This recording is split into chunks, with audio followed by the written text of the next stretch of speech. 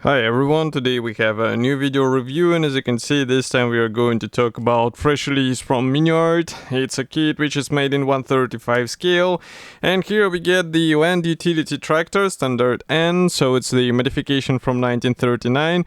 As you can see, it's named as orange, and I guess that will be the main topic or the markings for this tractor. Box art actually hints on this, and what I have here on the table, that's the final shape of this release. So this kit number 38098 is something what you will be getting if you order it in any good model shop. For example, Modelimex should have it already available together with other novelties, so you can get it there.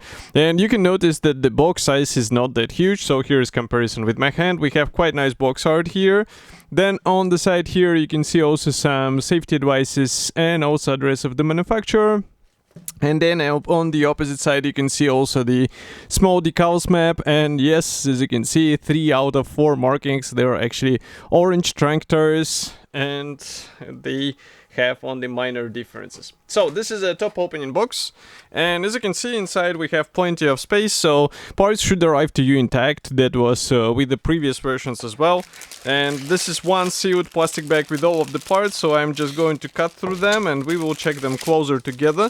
And maybe as a small, let's say, spoiler for you, I will be also publishing quite soon the build of one of the previous versions. It's actually quite a great thing to build, but it also requires certain patience, I would say, because some of the elements, well, they require good eyesight, and they also require a lot of metal wire. But I guess you will see it also today in this assembly manual. But we are going to start with this plastic sprue. So here, as you can see, we start with the main section of the tractor, if we can call it this way.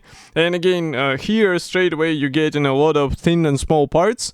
So this should be easy to install, it's not a problem. But the problem is to handle them, because in some cases you have to use the tweezers.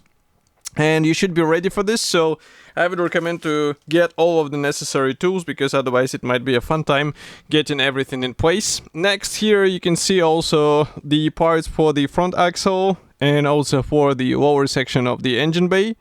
Overall it looks also fine, and as far as I remember, installation was really quick, because there are smart guiding elements which help you to align everything properly. Here we have some of the control parts, and again everything is very small and thin. Here you can see comparison with my fingertip, so these parts should be good looking in the scale, but they might be somewhat tricky to install for some modelers.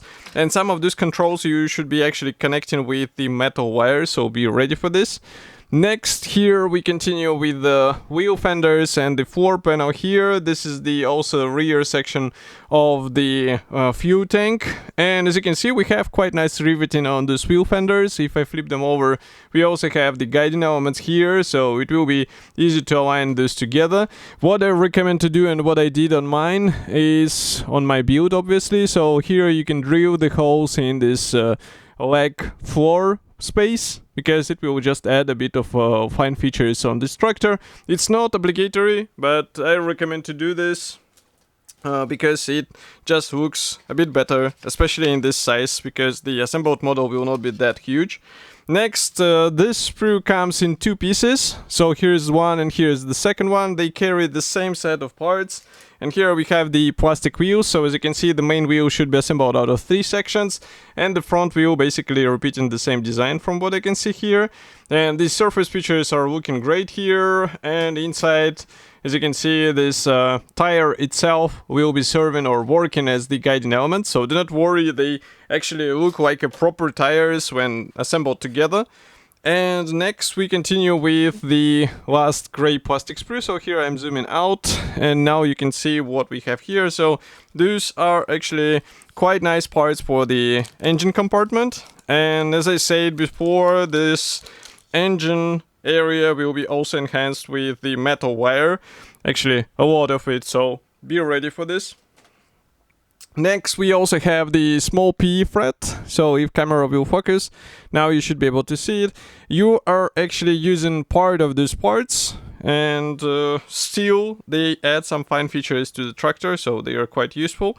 And next we also have the decals. As you remember, they are coming from Cartograph, so that's why the printing quality is looking really great here. And some of these symbols you can even replicate with the brush, but that's already your decision whether you would like to go this way.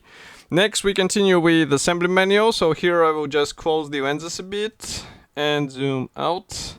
Okay, so this is a small brochure. As you can see, it's color printed. We have short list of the features here, but no parts count, unfortunately. Miniart stopped doing this some time ago.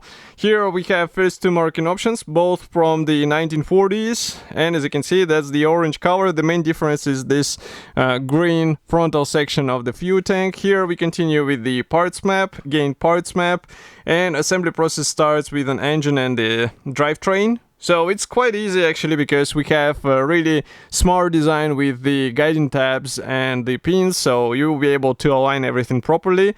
But here is where the fun begins. First of all, you will be bending the P parts, and of course you will be working with the metal wire, which you can see here. Obviously it's not supplied in the kit, you have to source your own. Note that the thickness is not mentioned here, but as far as I remember, I was using, I'm just checking now, 0.3, and it was looking up to scale. Obviously you can get even smaller, 0.2, but that's already your decision whether you would like to work with such fine wire.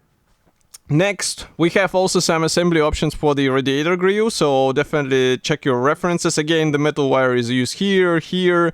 This is for the control, by the way. And on the next page, I do not see any trace of the metal wire, but do not worry, we have it on the next pages as well. So here, for example, you can see again bending the P part.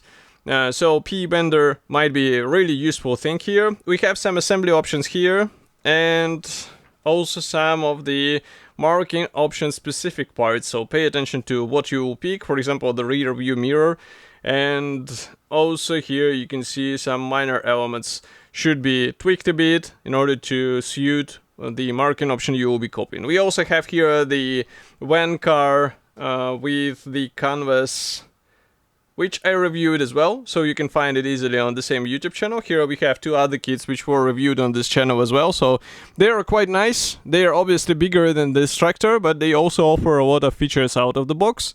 Next we have the marking option of this tractor in a green color, so even though this is orange, as you can see here we have the green one, but another one is from Italy in 1943 and it's orange with red wheels. So quite a colorful one, even the seat is in the red color, so you can pick this one and try to replicate it with some interesting weathering.